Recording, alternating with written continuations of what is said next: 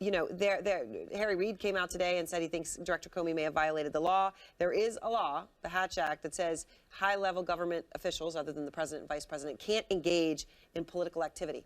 Could he have broken the law? Well, you can make the argument that he did, but two requirements present themselves. One, he has to influence the presidential election with his action. Obviously, he's done that in a big way. Yeah. But secondly, he has to have no reasonable explanation, no good cause for having done what he did. Now, Comey, of course, says this was to clarify prior congressional testimony. I had an obligation to clear the record up.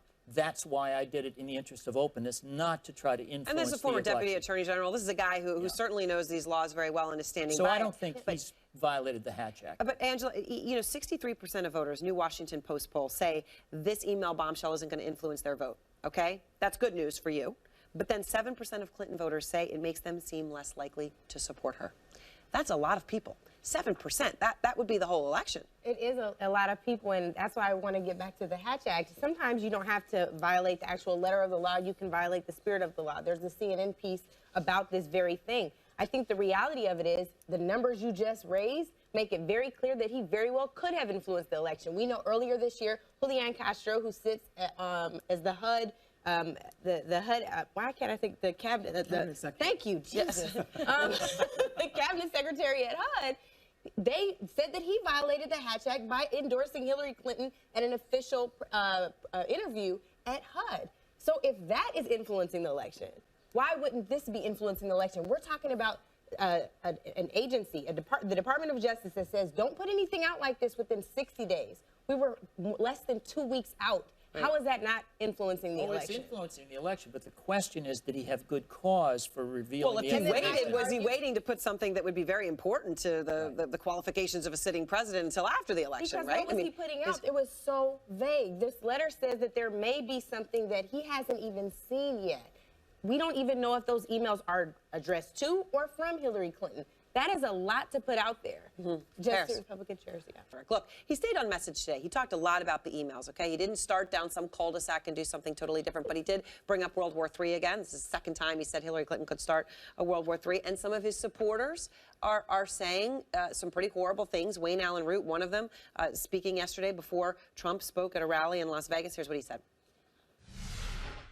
The peasants, the serfs, and the taxpayers with pitchforks, jackhammers, and blowtorches are headed for Washington, D.C. We're coming to kick your ass. And we're coming to put you in prison.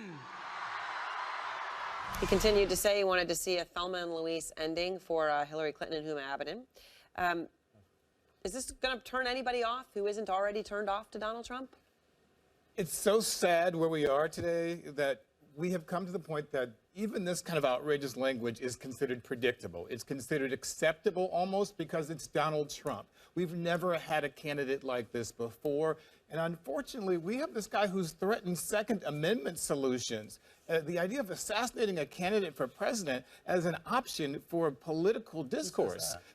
Your candidate, Donald Trump, threatened an assassination of Hillary Clinton. That is Second not Amendment true. remedies. That's a problem. And that's where people like his surrogates get that message. When the fish rots from the head, when the candidate himself is speaking like that, of course his Second supporters Amendment will supporters speak like will that. turn out to vote against her. You That's know what it means. exactly I what do know you meant, Jeffrey.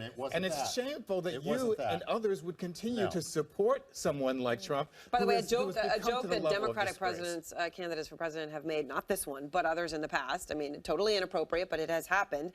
Angela, let me ask you, there was an issue at a Trump rally on Saturday, a horrible chant that came up, and a Trump supporter was chanting, and then the campaign manager, Kellyanne Conway, did come out and say it was disgusting. Let me just play how it went down. You're the enemy. You're the ones working for the devil, baby. USA! USA! USA! USA! USA! USA! That man's conduct was deplorable, and had I been there, I would have asked security to remove him immediately. Clearly, he doesn't speak for the campaign or the candidate, and I think what he had to say was disgusting.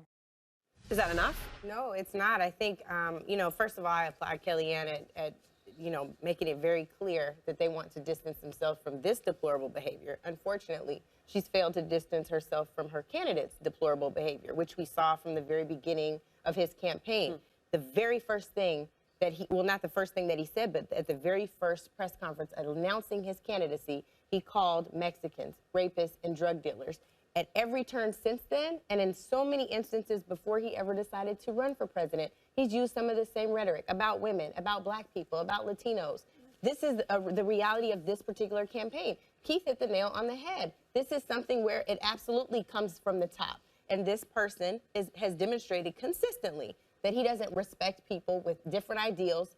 Women who are his peers on the stage. He cannot handle Hillary Clinton being that way. She's a nasty, nasty woman. Right, that's what his words. Yeah, It's very simple. Secretary Clinton doesn't respect the law. Secretary that's Clinton. not true, Paris. Well, Exactly. her It's not team true. doesn't Coming from respect the law. That's not Trump, true who has either. 75 pending lawsuits against him. Well, You actually have the audacity to where are say they- that? I have the Where they audacity did to point out Oh, the fact my. that the FBI is not investigating Donald Oh, we Trump. don't know They that, have. actually. We It know sounds that- like Paul Manafort at the Well, very I'm least waiting may for. be Well, getting then investigated. maybe the Comey will come out and talk about We his would love investigation that. about Donald Trump, but he hasn't done that. He's done it twice for Secretary Clinton because she continuously I wonder goes down this why. path This and is- weaves this spider web on Halloween of deceit and lies and hiding We behind are the truth. here. I don't think that Hillary Clinton is the one that's been deceiving It's and just her lying. team. It's her No, team. actually, if you look at PolitiFact, it's very clearly Donald Trump. You all hold the record on the lies.